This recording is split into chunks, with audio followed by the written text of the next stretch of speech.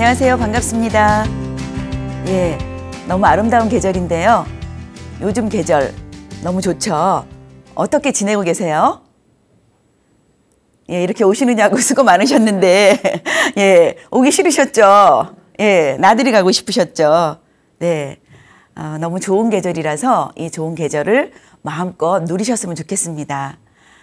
그렇지만 우리가 또 공부는 해야죠. 예, 오늘은 웰 에이징, 웰 다잉에서 무엇을 남길 것인가 라는 제목으로 함께 나누도록 하겠습니다. 예, 인간은 무언가 남기는 존재예요. 그죠? 유명한 가수의 노래 중에도 이런 구절이 있어요. 바람처럼 왔다가 이슬처럼 갈 순 없잖아. 그죠? 내가 산 흔적일랑 남겨둬야지. 예. 심지어 바닷가에 가도 우리가 모래사장에 발자국을 남겨요. 예. 인간의 욕망 중에는 또 무언가 남기고 싶은 욕망이 있는 것 같아요. 예. 그래서 오늘은 우리가 죽음을 생각하고 그리고 잘 나이 드는 것을 생각할 때 과연 무엇을 남길 수 있을 것인가를 생각해 보는 시간인데요.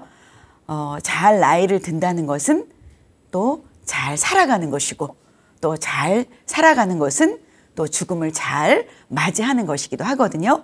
그래서 웰 에이징, 웰 다잉을 위한 목적으로 우리가 남기는 거에 대해서 생각을 해보는데요. 남긴다는 것은 이 상속과도 관련이 되고요. 또 유언과도 관련이 돼요.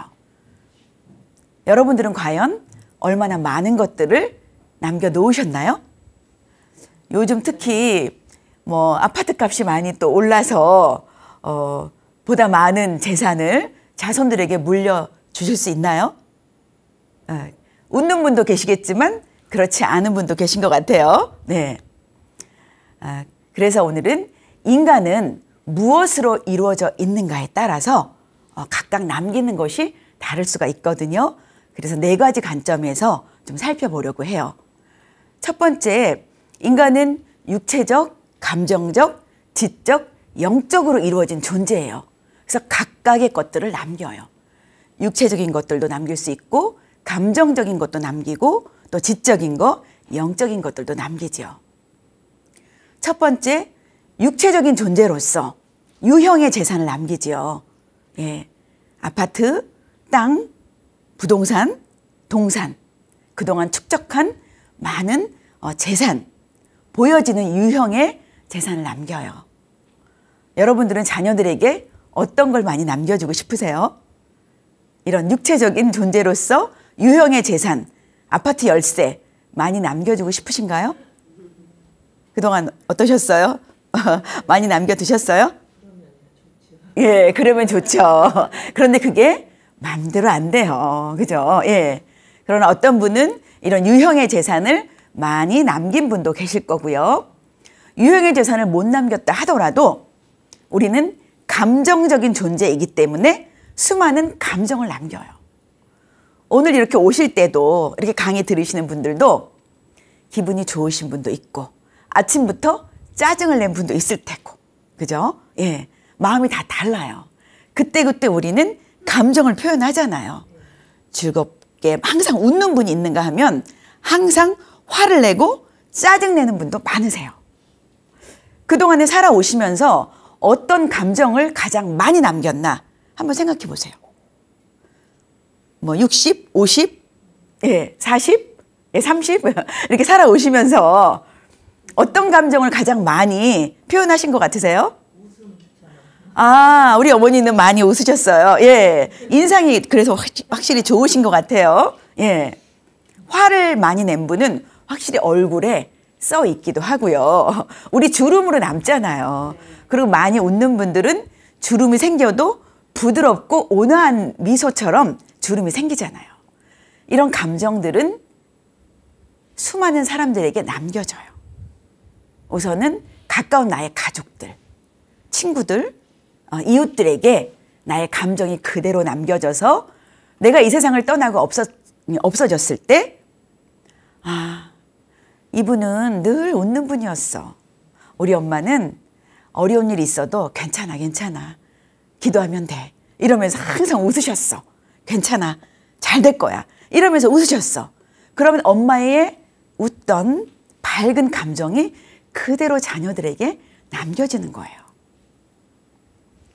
그와 반대로 늘 화를 내고 늘 걱정하고 노심초사하고 평생을 전전긍긍하고 그쵸? 걱정만 하며 살았던 우리 아버지 혹은 우리 엄마에 대한 생각들을 우리 자녀들은 어떻게 느끼겠어요? 우리 아버지 평생 그렇게 걱정만 하시고 평생 고생만 하시더니 우리 아버지 그렇게 가셨네. 예. 자녀들이 부모님에 대해서 감정을 고스란히 안게 돼요. 여러분들은 어떤 감정을 많이 남기고 싶으세요? 기왕이면 그죠? 웃고 또 좋은 감정들을 자녀들에게나 남겨지는 사람들에게 남기고 싶죠. 예. 지금부터라도 늦지 않았죠. 내가 살아있기 때문에 살아있는 동안은 기회예요. 그래서 무엇이든 할 수 있고 남길 수가 있는 거죠. 그래서 내가 원하는 바대로 좋은 감정들을 보다 많이 느끼고 보다 많이 표현하면서 남기셨으면 좋겠어요. 그리고 또 무엇을 남기나요? 인간은 지적인 존재예요. 배우죠. 그리고 사람에 따라서 조금 다르긴 하지만 어떤 사람은 글 쓰는 거를 좋아하고 글을 잘 써서 뭐 책을 남겼다던가 시집을 남겼다던가 그죠? 저작권이라는 게 있잖아요. 그리고 또 연구를 많이 하는 분들은 논문도 많이 남길 수가 있고요.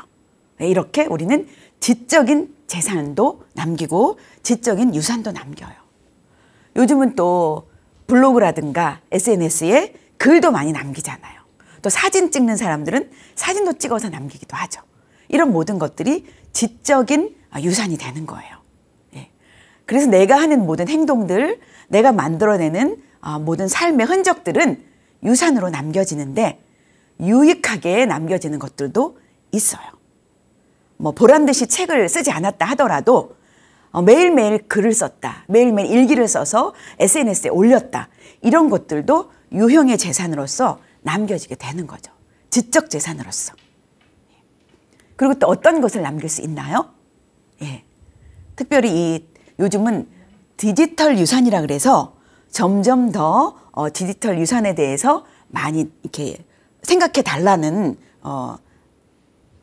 의견들이 굉장히 많아지고 있는데요. 유형의 우리가 물건이라던가 보이는 재산도 남길 수 있지만 조금 전에도 말씀드렸지만 블로그라든가 뭐 인스타에 사진을 올리고 또 글을 올렸던 것들 그런 것들이 다 내 재산으로서 남기죠. 그전에는 이런 것들에 대해서 디지털 유산으로 인정해주지 않았어요. 다만 삭제할 수 있는 정도였지만 지금은 구글이라던가 네이버라던가 이런 데도 갑자기 사망을 했다. 이 주인이 사망했다 그러면 이것에 대해서 볼 수 있는 권한뿐만 아니라 이것에 대한 유산으로서 가질 수 있는 권한도 점차 확대하고 있습니다. 예. 그리고 또 어떤 것을 남길 수 있나요? 예, 인간은 영적인 존재잖아요. 그래서 영적인 것들도 남겨요. 신앙심이 두터운 사람들, 기도 많이 한 사람들, 분명히 아무것도 보이지 않는 것 같고 가진 것이 없는 것 같지만 신앙이 있는 사람과 또 그동안 기도를 많이 쌓아 놓은 사람과 그렇지 않은 사람과는 분명히 차이가 있어요. 보이지 않는 영적인 유산이거든요. 그런 것들이 또 자녀들에게나 또 이웃이나 우리 가족들에게도 그대로 남겨요. 우리 엄마가 신앙생활 열심히 하셨고 기도도 많이 하셨다. 그럼 자녀들이 어려울 때 우리 엄마가 이럴 때 어떻게 하셨지? 우리 엄마라면 기도하라고 하셨을 거야. 우리 엄마라면 아무것도 염려하지 않으시면서 이럴 경우에 기도하셨을 거야. 네, 이런 생각을 하게 되는 거죠. 그래서 영적인 유산도 굉장히 중요해요. 뭐 유명한 스님이나 유명한 목사님뿐만 아니라 평범한 우리들도 우리 자녀들에게 또 남겨질 우리 유족들에게 영적인 유산을 남길 수가 있는 거죠. 여러분들은 어떠세요? 제가 지금까지 말씀드린 것 중에서 어떤 것을 가장 중요하다고 생각하시고 또 그동안 살아오시면서 어떤 유산을 가장 많이 남기셨나요? 예. 함께 생각해 보는 시간을 가지셨으면 좋겠고요. 그동안 많이 남긴 재산이 있다면 많이 남긴 재산대로 중요하고요. 그리고 무형의 재산도 중요하기 때문에 그것들에 대한 관리하는 것이 더 중요하죠. 우리는 누구나 이 세상을 떠나게 되면서 피상속인이 돼요. 내가 그동안 가졌던 모든 것들, 이루었던 모든 것들은 그대로 상속자에게 상속이 되는 거죠. 기왕이면 물론 많이 남겨주면 좋고요. 예, 유형의 재산이 아니더라도 남겨줄 게 많으면 우리 자녀들이나 남겨질 가족들에게 좋겠죠. 먼저 상속에 대해서 알아볼 건데요. 저는 법률적인 관점이라기보다는 웰다잉의 입장에서 좀 살펴보려고 해요. 상속은 누구나 아는 것처럼 우리가 이 세상을 떠나고 나면 피상속인이 가지고 있던, 내가 가지고 있던 재산이나 유형, 무형의 모든 재산들이 상속인에게 그대로 다 이렇게 포괄적으로 승계가 되는 것을 바라죠. 그래서 재산상의 지위라던가 일정한 관계에 있는 모든 것들이 다 권리 의무가 그대로 다 승계가 됩니다. 그래서 상속은 굉장히 중요해요. 근데 상속에는 권리도 있고요. 의무도 있어요. 권리란 내가 가지고 있었던 권리, 부동산, 내가 소유하고 있었던 소유권, 그죠? 그런 것들이 그대로 상속 재산이 되는 거죠.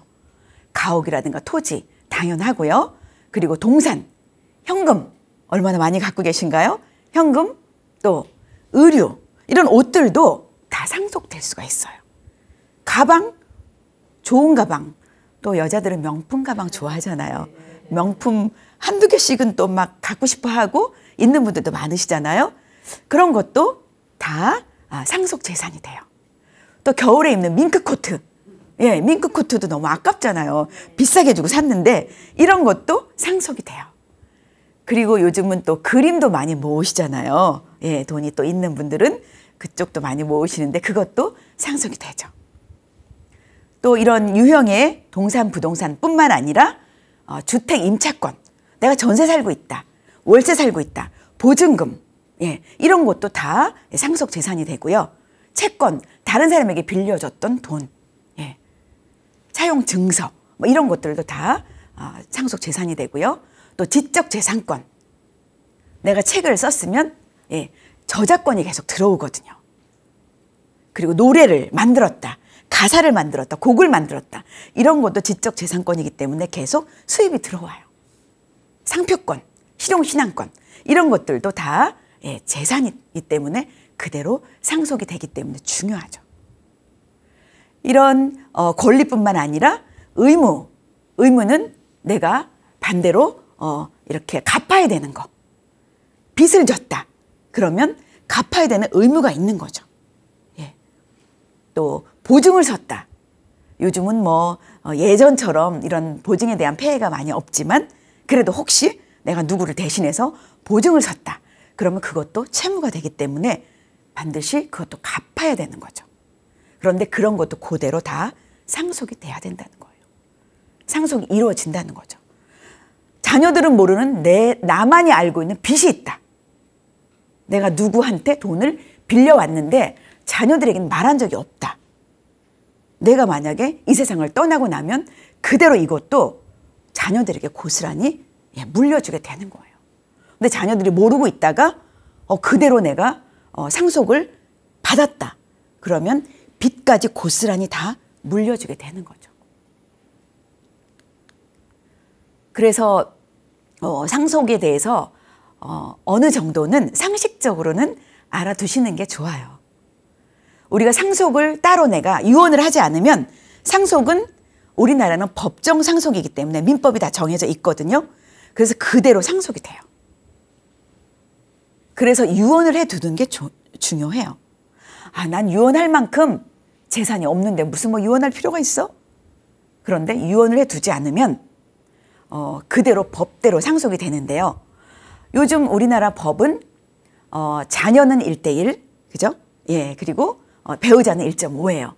그런데 자녀들이 똑같이 1대1, 나 집 한 채밖에 없고 나 아들이 둘밖에 없는데 내가 이 세상 떠나면 아들 각각 반 똑같이 나눠서 쓰면 되지, 나눠 가지면 되지 라고 생각을 했어요. 그래서 유언을 안 했어요. 그런데 이 엄마 생각과 자녀 생각은 다른 거예요. 형은 아버지가 잘 나갈 때 유학도 보내고 사업 미천도 다 대줬어요. 그리고 아버지 사업이 안 좋아져서 이제는 내가 뭔가 좀 해보려고 그랬는데 아버지가 나 줄 돈도 없대요. 난 유학도 갔다 오지 못했어요. 대학만 겨우 나왔어요. 그러면 집 한 채 남은 걸 똑같이 나누라 그러면 이 둘째 입장에서는 공평하다고 생각이 들까요? 네. 부모의 생각하고 자녀의 생각은 이렇게 다를 수가 있어요. 그래서 유언을 해 두시는 게 좋고요. 또 유언하기에 앞서서 자녀들끼리 어떤 것이 공평한지 미리 이야기를 해 두시는 것이 더 중요해요. 네.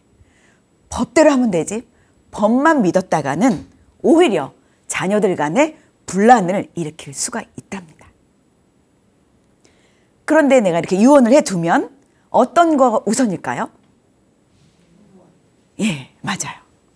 내가 유언을 해 두면 유언 먼저예요.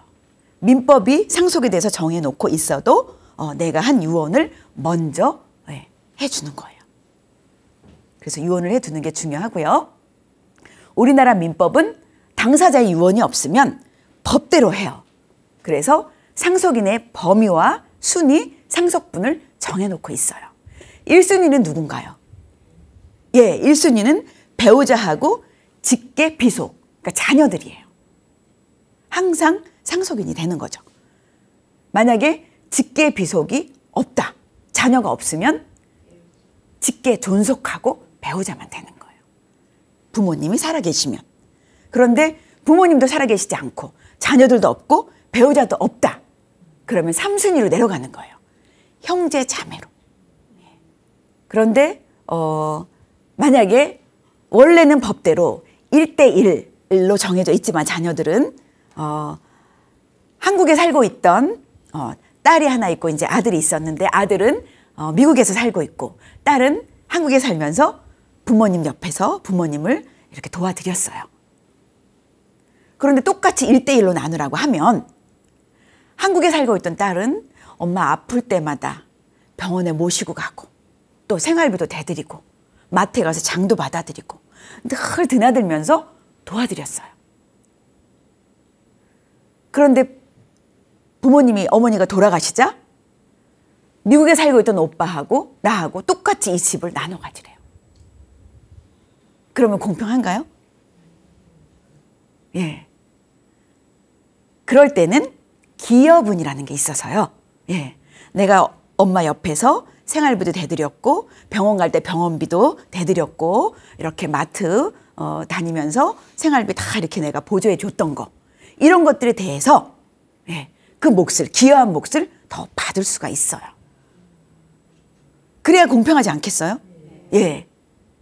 혹은 과거에 엄마가 그렇게 집도 없었을 때인데 내가 열심히 직장 다니고 돈을 벌어서 엄마 집을 사도록 도와드렸어요. 집 사는데 보태드렸어요. 그러면 그 재산 형성하는데 기여했잖아요. 예. 그리고 또는 그 재산을 감소하는데 감소하는 것을 막는데 기여를 했다.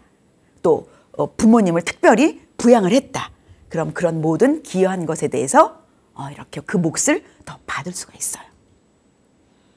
그래서 공동상속인 간의 실질적인 공평을 기하기 위한 수단으로서 기여분이 있으니까 혹시라도 부모님이 똑같이 이렇게 아무 유언도 없이 법대로 이렇게 상속을 받아야 된다 하면 이의를 제기할 수 있는 거죠. 그리고 이렇게 부모님이 돌아가시고 나서 상속을 받게 될 때 중요한 점이 또 하나 있어요. 제가 서두에도 말씀드렸지만 부동산이라든가 현금 등 적극적인 재산도 당연히 우리가 상속받지만 소극적인 재산인 빚도 물려받기 때문에 사실 우리가 살아있는 동안에 내가 빚을 얼만큼 졌는지, 은행 대출이 얼만지, 혹은 개인적인 빚이 얼만지 자녀들에게 알려주시는 게 좋아요. 물론 건강할 때는 그것까지 다 말할 필요가 없지만 어느 정도 질병이 있다던가 임종이 가까워진다던가 아니면 이제 내가 나이가 어느 정도 들었다던가 이러면 그런 것들에 대해서 어느 정도는 자녀들에게도 이야기를 해 두시는 게 좋아요. 만약에 내 재산이 집 한 채밖에 없는데 은행 대출도 있고 예전에 사업하다 어려워가지고 이렇게 개인적으로 진 빚도 많다. 그러면 그것에 대해서 정확히 자녀들에게도 알려주셔서 내가 집은 이 한 채밖에 없지만 사실 빚이 더 많다. 내가 이 다음에 사망하게 되면 너희들 상속을 포기해라. 혹은 한정 승인해라. 이렇게 미리 이야기를 해 두시면 좋죠. 그러나 상식적으로 이런 상속법에 대해서 알 때고요. 모를 때는 이런 걸 얘기하지 않고 그냥 사망하게 되는 경우가 있어요. 자녀들의 입장에서나 또 부모님의 입장에서나 굉장히 어려움을 당할 수가 있어요. 빚을 많이 지고 돌아가셨을 경우에는. 그래서 만약에 부모님이 돌아가셨을 때 빚이 더 많다 혹은 재산이 더 많다 구분을 좀 하시고 잘 조사를 하셔서 대응하시는 게 좋아요. 빚이 많으면 상속 안 받겠다라고 하시는 게 좋고요. 예, 빚이 조금 있다 그러면 한정승인을 하는 거예요. 재산에서 빚을 다 제하고 그 나머지만 한정해서 상속을 받겠다라고 하는 거죠. 그렇지 않고 채무가 많으면 포기하시는 게 가장 좋습니다. 제 주변에도 부모님이 그 빚을 많이 진 걸 모르고 아무 조치를 안 하고 있다가 그대로 다 상속이 된 거예요. 사실 갑자기 부모님이 돌아가시면 뭘 어떻게 해야 될지 생각을 못 하거든요. 그때 가서 갑자기 우리 부모님의 재산이 얼마인지 상속을 얼마나 해야 될지 이런 걸 생각을 못 하게 되거든요. 경황 없이 장례식을 치르고 나니 상속 아무 생각 안 했죠. 그런데 나중에 보니 막 빚 독촉이 막 들어오기 시작하는 거예요. 그래서 지금도 아버님이 돌아가신 지 오래됐지만 지금도 부모님의 빚 갚느냐고 내 월급 받아서 우리 아이들 먹고 살기도 힘든데 부모님 빚까지 갚자니 너무 힘든 거예요. 은행에서 대출도 받았지만 그걸로도 안 되는 거예요. 그래서 제2금융권까지 가서 받고 대출을 받고 그랬는데도 안 돼서 투잡까지 하는 분도 제가 봤어요. 지금은 상속을 일단 받은 이후에는 포기할 수가 없어요. 굉장히 중요해요. 그래서. 근데 우리가 대부분 놓치고 지나는 경우가 많죠. 그렇다면 유언장을 작성하셨나요? 그럼 유언장 작성이 좀 필요하다라는 생각 혹시 해보셨나요? 생각은 해보셨어요? 예. 제가 한 그 카페에서 은퇴를 준비하는 모임, 그 카페에서 설문을 해봤어요. 유언장을 작성하셨나요? 그랬더니 작성하지 않았다는 분들이 많으셨는데요. 아직 작성하지 않았지만 작성하고 싶다는 분들이 50%였어요. 대부분이 이제 중년 이상 되는 분들은 유언장을 작성해야 되겠다라는 생각들은 이제 하고 계시는 것 같아요. 그런데 아직은 작성하지 않았다라고 하세요. 그럼 유언장을 언제 작성해야 될까요? 언제 작성하는 것이 좋을까요? 임종 직전에? 맞아요. 정신이 있을 때, 온전하게 내 정신이 있을 때 해야 되는 거예요. 임종이 가까워졌다? 이미 임종이 가까워졌으면 사실 정신이 많이 없어져요. 그리고 그때는 상속, 재산 이런 걸 일일이 다 내가 따져서 누구에게 줘야지 이런 거를 판단하기에는 이미 늦어요. 그래서 건강할 때 미리미리 예. 이성이 잘 작동할 때 예, 하시는 게 가장 좋습니다. 사실 중년 이후에는 저는 한 번씩 1년에 한 번씩 유언장 작성하시라고 말씀드려요. 그리고 유언장 작성하게 되면 더 좋은 효과들이 있어요.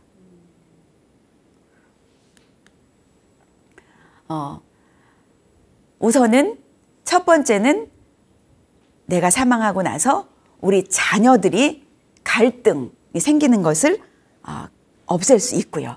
미리 예방할 수가 있는 거죠. 그리고 두 번째는 나 자신을 위한 거예요.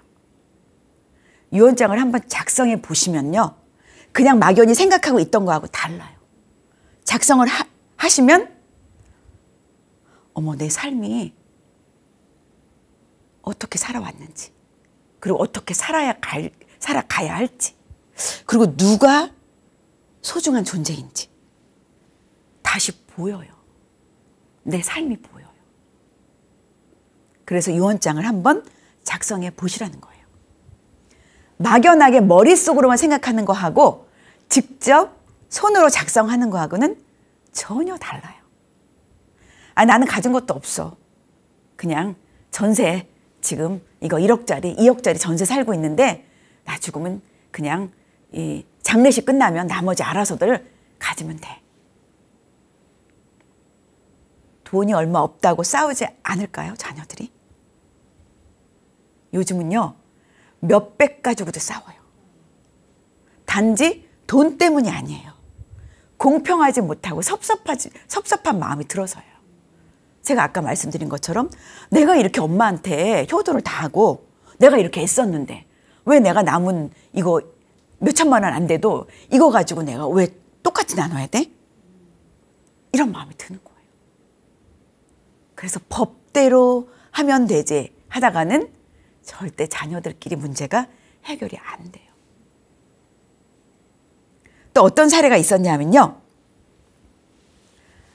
가끔 그 연예인들 물론 뭐 실명을 거론하는 거는 제가 피하지만 어떤 분이 젊은 연예인인데 이렇게 사망을 했어요.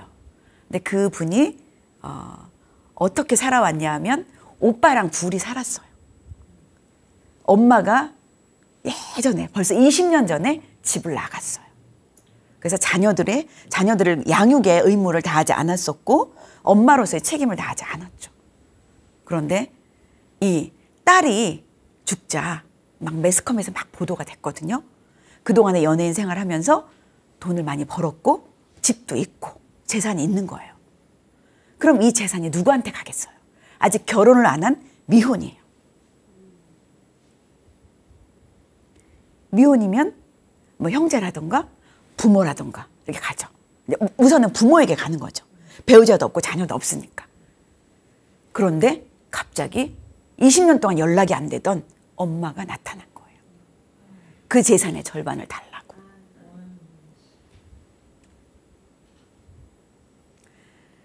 이 모든 걸 지켜봤던 오빠의 마음은 어떻겠어요? 20년 동안 연락도 없었던 엄마 같지 않은 엄마, 낳아놓기만 했던 이 엄마에게 과연 이 재산에 동생의 재산을 반을 다 주는 게 맞나요? 그죠? 네. 너무 억울한 생각이 드는 거예요. 그래서 젊어도 유언장을 작성해 두는 게 좋고요. 사실 나이에 구분이 없어요. 내가 돈을 많이 벌고 있고 재산이 있고 유형이든 무형이든 어떤 지적재산권이든 이런 것이 많이 있다면 사실 미리미리 작성해 두는 게 좋고요. 법대로 하라고 믿었다가는 이런 불상사도 생길 수가 있습니다. 그래서 그 이후로 구땡땡법 뭐 이런 상속법이 뭐 개정되자 이런 얘기가 있었고 또 제정이 되는 걸로 저는 알고 있습니다. 그것뿐이 아니에요. 수많은 이런 상속으로 인한 문제들이 너무너무 많이 발생을 해요. 그래서 유언장은 꼭 작성해 두시라는 거고요. 오늘이라도 또 생각날 때 한번 작성해 보세요. 그렇다면 유언장을 어떻게 작성하는지도 제가 알려드릴게요. 예.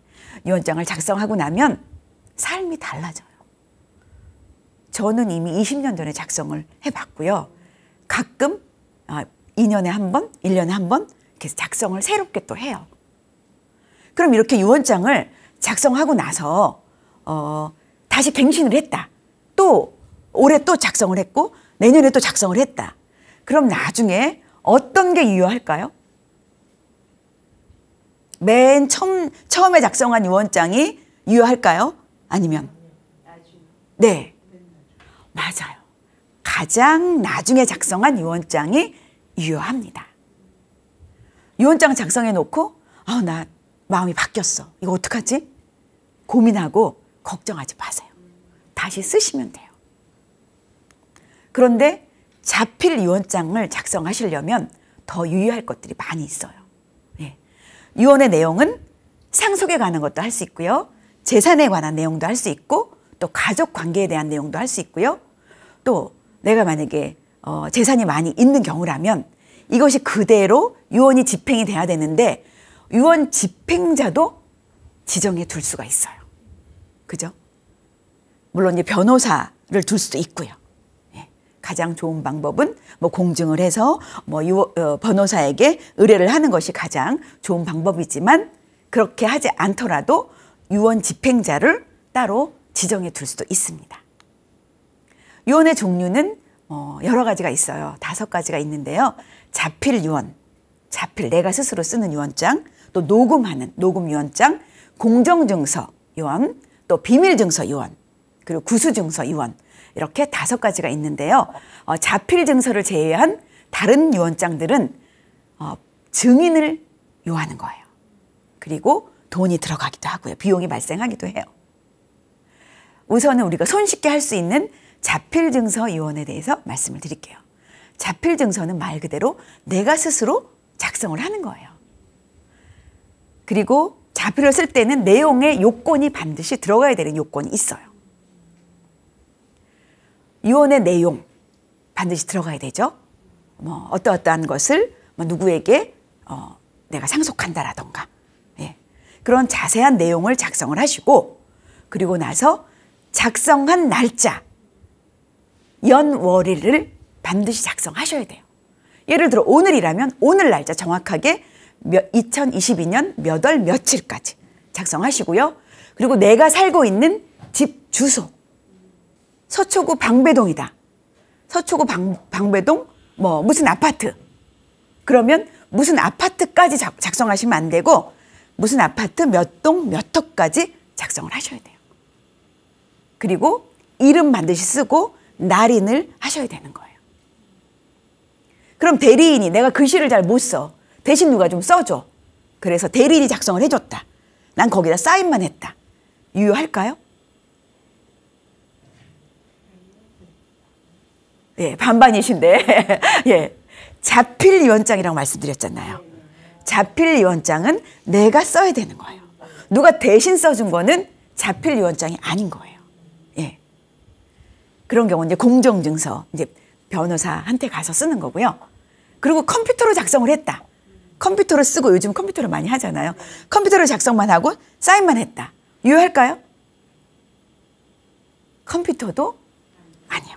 내가 스스로 글씨 삐뚤빼뚤해도 내 글씨로 써야 되는 거예요. 그래서 법적인 요건을 갖추려면 이런 제가 지금 말씀드린 내용을 반드시 쓰셔야 되고요. 그리고 상속 재산을 둘러싼 가족 간의 법적인 분쟁이 계속 증가하고 있어요. 금액과 상관없이. 그래서 피보다는 돈이라고 요즘. 특히 몇 년 사이에 아파트 값이 오르면서 더 유족 간의 상속 분쟁이 심화되고 있다고 해요. 가족 간의 쩐의 전쟁 막을 수 있습니다. 내가 미리 유언장을 작성해 두고 공평하게 미리 이야기를 해 두는 거예요. 그리고 꼭 유산을 많이 남기는 것도 의미가 있지만 오히려 유산을 남기기보다는 사회에 기부하는 사람들도 굉장히 많으세요. 얼마 전에 또 신문에 보니까 10년간 10억 원을 기부한 키다리 아저씨 얼굴을 드러냈다. 막 이런 기사도 떴더라고요. 사실은 많은 사람들에게 나눠주고 이렇게 기증하는 문화도 계속 생겨야 되죠. 확산이 되고요. 자, 여러분들은 무엇을 남기고 싶으신가요? 어떤 것을 많이 그동안 남겨놓으셨나요? 유형의 재산 많이 남기지 않으셔도 괜찮아요. 중요한 거, 제가 또 강조드리고 싶은 것은 재산이 아니어도 유형이든 무형이든 재산을 많이 남기지 않았다면 더 중요한 게 있어요. 재산 남겨주는 것도 중요하지만 가치관을 남겨줘야 돼요. 정말 내가 이 세상을 떠난다면 우리 자녀들이 어떻게 살기 원하세요? 행복하게 잘 살기 원하시잖아요. 이 시류대로 보이는 것 위주로 살아가는 이 시류대로 따라가며 살기 원하세요? 60년, 70년 살아보시니까 어떠세요? 뭐가 가장 중요하세요? 사람마다 개인마다 조금 다를 수가 있어요. 그것들을 유훈이라 그래서 당부의 말로 남길 수가 있어요. 그리고 살아가는 동안 가장 중요한 건 추억을 많이 남기는 거예요. 추억은 가슴 속에 남고 마음 속에 남아요. 우리 영화 코코도 있었는데요. 멕시코의 영화도 있었어요. 그 이야기는 죽은 사람들이 가는 세계가 있는데 그 죽은 사람들의 세계는 어떤 사람들이 사느냐? 이 땅에 남아있는 유족들, 이 땅에 남아있는 사람들이 기억하는 사람만 하늘나라에서도 누리며 살 수 있다는 거였어요. 그래서 살아있는 동안에 우리가 우리 가족들과 또 주변 사람들과 추억을 많이 남기고 또 내가 어떤 사람인지 좋은 이미지를 많이 남기는 게 가장 중요하고요. 그리고 당부의 말, 유훈이라고 하죠. 유훈을 써두시는 게 좋아요. 그래서 유언장 작성할 때 재산에 관한 내용도 작성할 수 있지만 당부의 말도 쓸 수가 있어요. 그래서 꼭 필요한 말, 이것만은 꼭 지키거라. 이런 말들을 작성하시면 더 좋겠죠. 수많은 유언장 사례가 있는데요. 다른 사람들에게 좋은 일을 하거라. 이런 얘기 하는 경우도 있고, 근검하게 살아라. 이런 이야기를 남기는 경우도 있죠. 여러분들이라면 어떤 말을 자녀들에게 당부의 말로써 남기고 싶으세요? 살아보니까 이게 가장 중요하더라. 돈은 없어도 그런 대로 살아. 그냥 밥 3끼 먹으면 돼. 돈이 많은 사람이나 몇십억 현금을 가진 사람이나 나 1억도 갖지 않은 나나 하루 3끼 똑같이 먹어. 살아보니 그것보다는 이게 더 중요하더라. 이런 거 혹시 있으신가요? 그런 거 남기시는 거예요. 네, 맞아요. 뭐니 해도 화목하게 지내거라. 내가 없어도 형제끼리 우애하거라. 그죠? 이런 거 남기실 수 있어요. 그러면서 또 좋은 식기, 좋은 구절들 남길 수도 있죠. 살아있는 한 희망은 있더라. 저 담쟁이를 보니까 벽에 부딪히면, 우리 인간은 벽에 부딪히면 좌절하고 무너지는데, 어머, 저 담쟁이는 기어이 기어 올라가더라. 그러면서 온 이 벽을 다 덮더라, 뒤덮더라. 그러니까 너도 끝까지 아무리 어려워도 희망을 가지고 살아. 그죠? 그리고 이 흔들리며 피는 꽃이라고. 흔들리지 않고 피는 꽃이 어찌 있으랴. 그죠? 이 세상 그 어떤 아름다운 꽃들도 다 흔들리면서 피었나니. 너 흔들리는 거 당연한 거야. 괜찮아. 그죠? 이런 식기를 남길 수도 있죠. 또 잠언에 모든 지킬 만한 것 중에 더욱 내 마음을 지키라. 왜? 생명의 근원이 여기에서 나기 때문에. 우리가 가진 것들은 잃어버릴 수 있어도 마음을 지키면 살 수 있고, 살다 보면 다시 일어날 수 있다는 거죠. 그리고 촛불은 자신만을 위해서 밝히지 않는다는 거예요. 촛불은 불을 밝히면 그 주변 사람들이 다 밝아져요.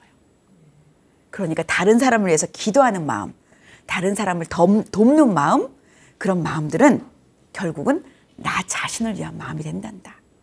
이런 좋은 이야기들을 남겨도 좋겠죠. 그죠? 예. 그리고 이렇게 유언장을 작성하시면 자녀들이 갈등이 생긴다거나 상속으로 인해서 그런 소송이라던가 그런 갈등의 소지를 미리 예방하는 예방의 효과도 되고요. 그리고 내 삶을 다시 돌아보는 효과도 돼요. 그리고 나서 이후의 삶을 더 정신 차리고 더 가치 있고 의미 있게 살아갈 수 있게 합니다. 한번 써보세요. 써보시면 알아요. 기회를 내서, 시간을 내서 오늘 이 강의 들으시고 나서 꼭 작성해 보세요. 그러면 내 삶이 얼마나 소중한지, 그리고 남은 삶이 얼마나 소중한지 다시 생각이 드실 거예요.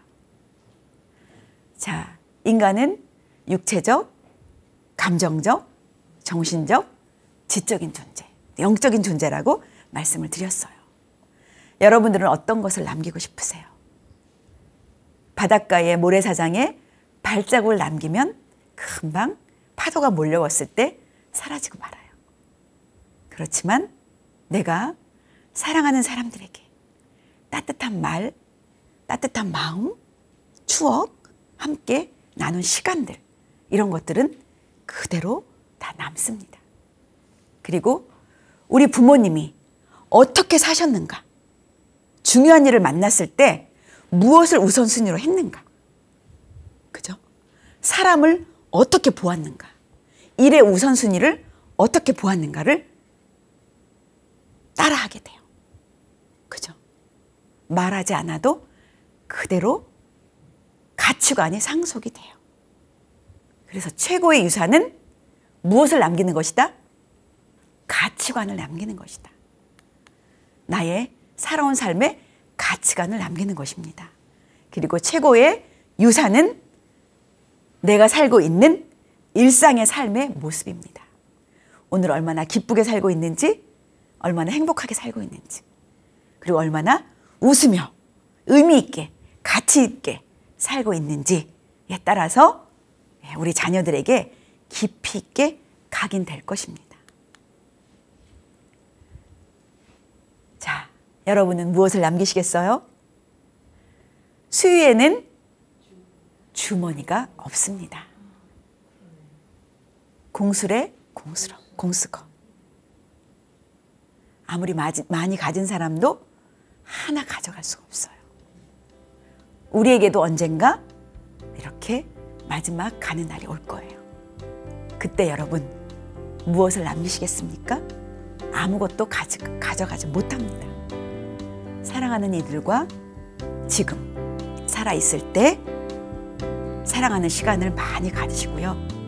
나 혼자 있을 때라도, 외로울 때라도 기쁘게 행복하게 보낼 수 있는 시간들을 많이 가지세요. 네, 오늘은 여기서 강의 마치도록 하겠습니다. 수고 많이 하셨습니다. 감사합니다.